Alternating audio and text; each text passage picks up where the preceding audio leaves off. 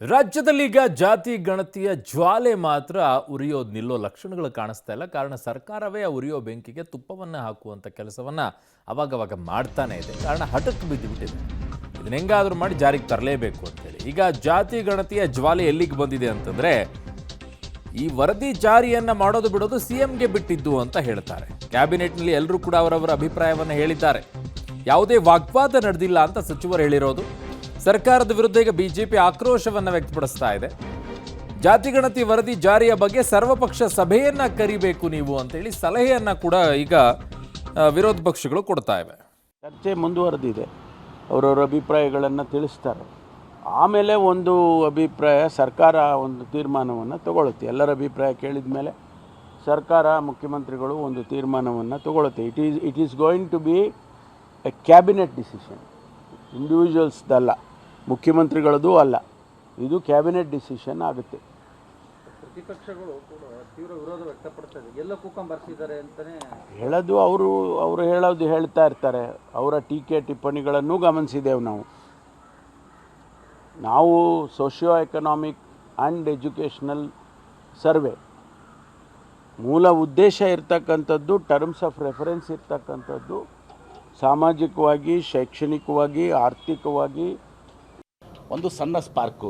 ಅವರು ಶಿವಾನಂದ ಪಾಟೀಲ್ ಹೇಳುವಾಗ ಇದು ಹಿಂದೆ ಲಿಂಗಾಯತ ಹೋರಾಟ ನಡೆದಾಗ ಹಿಂಗೆ 2018ರಾಗ ನಮಗೆ ಸ್ವಲ್ಪ ಪೆಟ್ಟು ಬಿತ್ತು ಅಂತ ಹೇಳಿದರು. ಮುಖ್ಯಮಂತ್ರಿಗಳು ತತ್ಕ್ಷಣ ಹೇಳಿದರು, ಅದೆಲ್ಲ ಆಗಿಲ್ಲಪ್ಪ, ಹಂಗಿದ್ರೆ MB ಪಾಟೀಲ್ ಯಾಕೆ ದೊಡ್ಡ ಲೀಡ್ಲಿಂದ ಆರಿಸಿ ಬರ್ತಿದ್ರು ಅಂತ ಹೇಳಿದ್ರು. ಮತ್ತೆ ಎರಡನೇ ಬಾರಿ ಹೇಳಿದ್ರು 30,000 ಲೀಡ್ಲಿಂದ ಆರಿಸಿ ಬಂದಿದ್ದಾರೆ. ಆವಾಗ ನಾನು ಹೇಳಿದೆ, ನಾನು 30,000 ಲೀಡ್ಲಿಂದ ಆರಿಸಿ, ನಿಮಗೂ ಗೊತ್ತಿದೆ, ನರೇಂದ್ರ ಮೋದಿಯವರು ನನ್ನ ಮತಕ್ಷೇತ್ರಕ್ಕೆ ಬಂದರು. ಧಾರವಾಡ ಮತ್ತು ಬಬಲೇಶ್ವರ ನಡಬರ್ಕ ಅಮಿತ್ ಶಾ ಅವ್ರು ಬಂದರು, ಯೋಗಿ ಆದಿತ್ಯನಾಥ್ ಬಂದರು, ಇನ್ನೂ ಯಾರ್ಯಾರೋ ಬಂದರು, ದೊಡ್ಡ ದೊಡ್ಡ ಸ್ವಾಮಿಗಳೆಲ್ಲ ಬಂದರು. ಆರಿಸಿ ಬರಲಿಲ್ವಾ? ನೀವು ನೋಡಿದಿರಲ್ಲ. ಸ್ವತಃ ಪ್ರಧಾನಮಂತ್ರಿ ನರೇಂದ್ರ ಮೋದಿಯವರು ನನ್ನ ಮತಕ್ಷೇತ್ರಕ್ಕೆ ಬಂದರು, ಬಿಜಾಪುರ ನಗರಕ್ಕೆ ಬರಲಿಲ್ಲ. ಅವರು ಬಂದಾಗ ನಾನು ಆರಿಸಿ ಬರಲಿಲ್ವಾ? ಆಮೇಲೆ ನಾನು ಕಂಡ್ರೆ ಅವರು ಇಲ್ಲ ಸ್ವಲ್ಪ ಹಿನ್ನಡೆ ಆಗಿದೆ ಅಂತ ಹೇಳಿದಾಗ ನಾನು ಹೇಳಿದೆ, ಹಂಗಿದ್ರೆ ಮಲ್ಲಿಕಾರ್ಜುನ ಯಾರು ಯಾಕೆ ಸೋತರು ಅಂತ ಹೇಳಿದೆ. ಏನ್ರಿ, ಅವರು ಸ್ವತಂತ್ರ ಧರ್ಮ ಹೋರಾಟ ವಿರೋಧ ಇದ್ದರು ಏನ್ರಿ. ಈ ಥರ ಜಾತಿ ವಿಚಾರದಲ್ಲಿ ಚರ್ಚೆ ಮಾಡಿಕೊಂಡು ಅದರಲ್ಲಿ ಅವರು ಮಗ್ನರಾಗಿರಬೇಕು. ಇವರು ಸರ್ಕಾರದ ವೈಫಲ್ಯದ ಬಗ್ಗೆ ಯಾರು ಮಾತಾಡಬಾರ್ದು ಅನ್ನೋದಕ್ಕೆ ಇದೊಂದು ಮೋಡಸ್ ಆಪರೆಂಡಿ. ಇದು ಈ ಒಂದು ತಂತ್ರಗಾರಿಕೆಯನ್ನು ಸಿದ್ದರಾಮಯ್ಯನವ್ರು ಮಾಡಿದರೆ, ದುರದೃಷ್ಟವಶಾತ್ ಅವ್ರ ಪಕ್ಷದಲ್ಲಿ ಆ ಚೇರಿಗೆ ಆಸೆ ಮಾಡ್ತಿರೋರು ನನ್ನ ಜಾತಿಯವರ ಸಂಖ್ಯೆ ಕಮ್ಮಿ ಆಯಿತು, ಇನ್ಯಾರೋ ಚೇರ್ನ ಎಳೆಯೋಕೆ ಹೋಗ್ತಿರೋರು ಅವರಿಗೂ ನಮ್ಮ ಜಾತಿಯವರ ಸಂಖ್ಯೆ ಕಮ್ಮಿ ಆಯಿತು, ನಮ್ಮ ಜಾತಿಯವ್ರನ್ನ ಒಟ್ಟು ಹಾಕೋಣ ಅಂತ ಹೇಳ್ಬಿಟ್ಟು ಇವರೆಲ್ಲ ಹೊರಟಿದ್ದಾರೆ.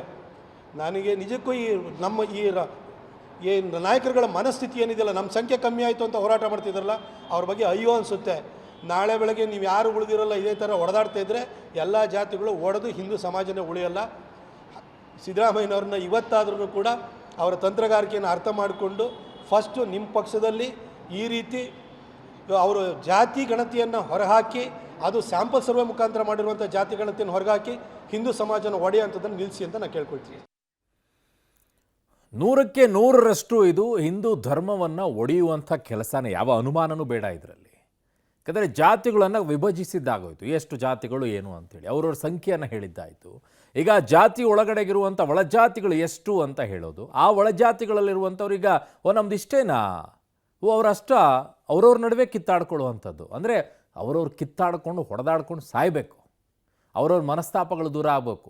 ಈ ಜಾತಿ ಆ ಜಾತಿ, ನಾವು ಒಂದೇ ಧರ್ಮ ಅನ್ನುವಂಥದ್ದು ಮನಸ್ಥಿತಿಯನ್ನು ತರಬಾರ್ದು ಅನ್ನೋದೇ ಇದು ಉದ್ದೇಶ ಕಾಣಿಸ್ತಾ ಇದೆ. ಆ ಮನಸ್ಥಿತಿಯಲ್ಲೇ ಇದನ್ನು ಮುಂದೆ ಒದ್ದಾಡಿಕೊಂಡು ಹಠಕ್ಕೆ ಬಿದ್ದಾಗ ಇದನ್ನು ಜಾರಿ ಮಾಡೋ ರೀತಿಯಲ್ಲಿ ಕಾಣಿಸ್ತಾ ಇದೆ ಈ ಸರ್ಕಾರ. ಅದು ಅವೈಜ್ಞಾನಿಕವಾಗಿ.